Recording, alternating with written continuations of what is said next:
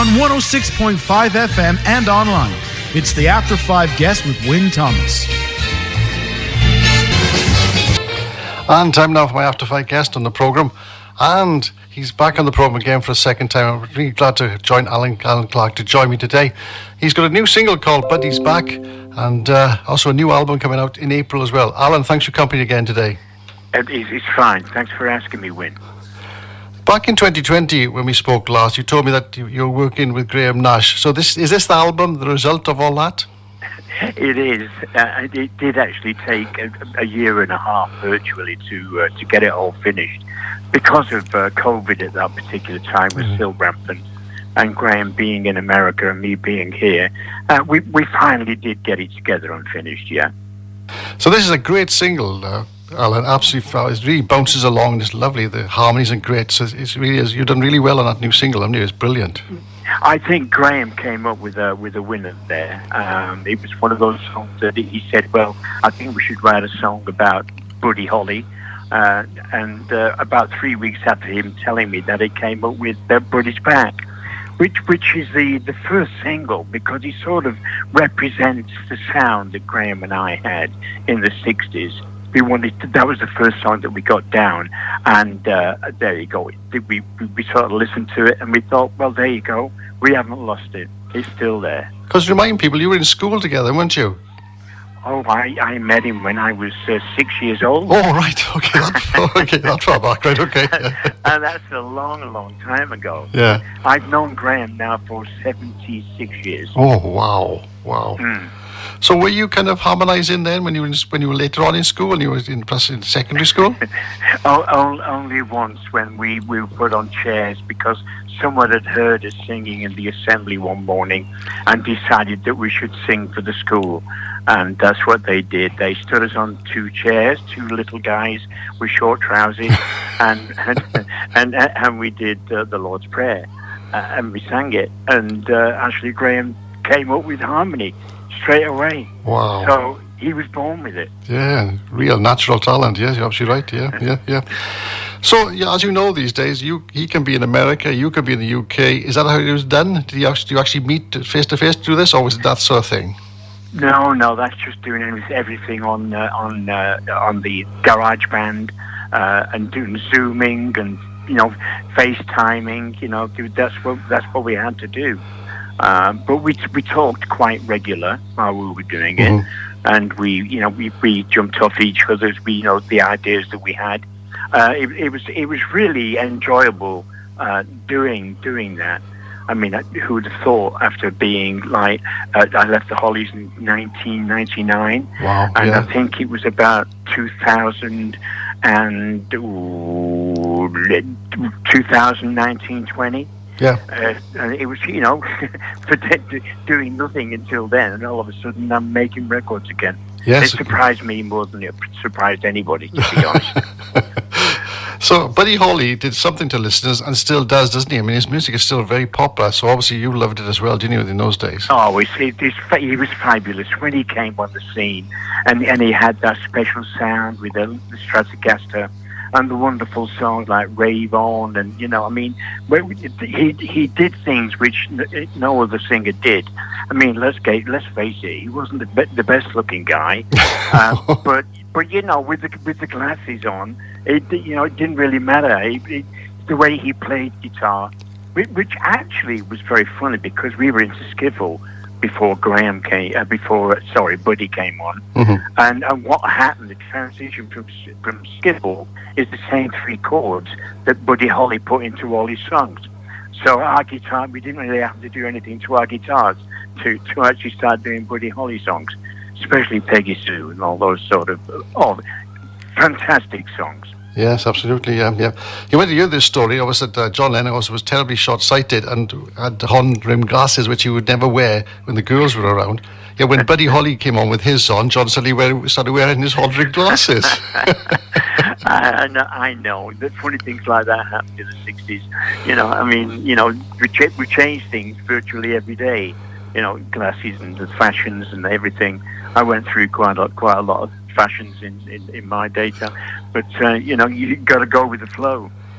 But Graham is a great writer, isn't he? I mean, they're fantastic words. I mean, I can go back to things like the albums he did when he first went to America. Fantastic public sort of common comment on what's happening in America at the time, wasn't it? That sort of thing. Yeah, I mean, when he met the two guys, Stephen Stills and David Crosby, bless his soul. Yeah. It took him a while to sort of get into their way of life, and decided that those are the two guys that he wanted to be with.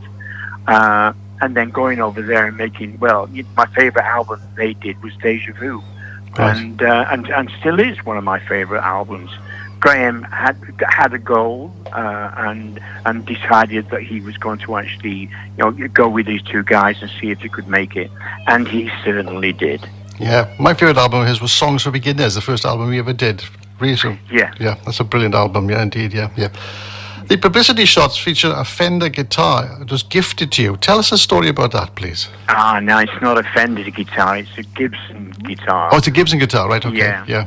Well, a little while ago, back in 2010, Graham rang me up, said that we've both been invited to join the Buddy Holly Federation Education Society, which is actually raising money to build a school of music for people that didn't really have the chance any other way of actually being invited into that to learn music and everything. Since then, they have actually gone on so well. They actually built buildings and all that. But originally, they made a guitar.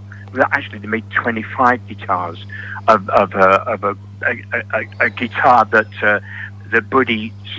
What he did, he wrote all his songs on this guitar, and he actually decorated it in leather.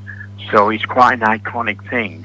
And in each guitar, what they did, they put one of the original frets out of the original guitar into each one of those.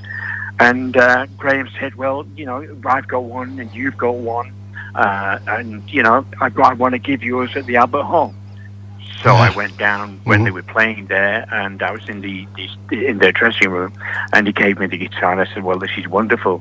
And he said, yes, we're going to go on stage now, and we're going to do Bus Stop, so you've got to come and sing with us. Oh, my goodness me. And you didn't know nothing about it? No, I couldn't do anything about it. I hadn't sung for a long, long time, 10 years, so I didn't know what I was going to sound like.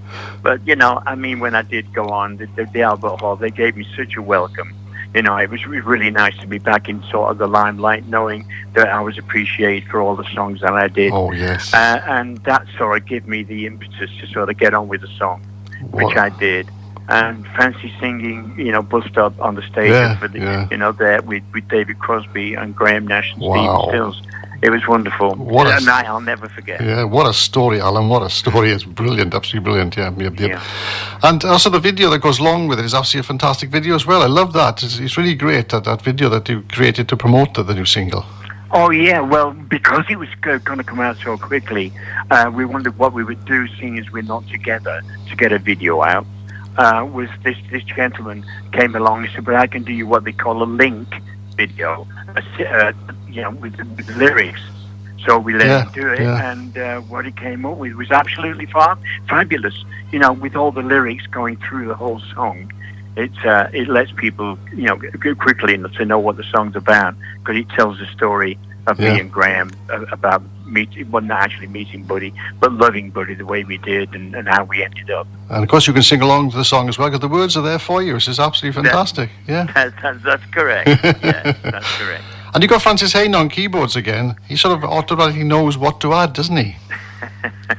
Well, Francis is a brilliant guy. He produced my two albums with me, and he knows what he's doing when it comes down to music. He was professionally trained and all that, so he's well up there.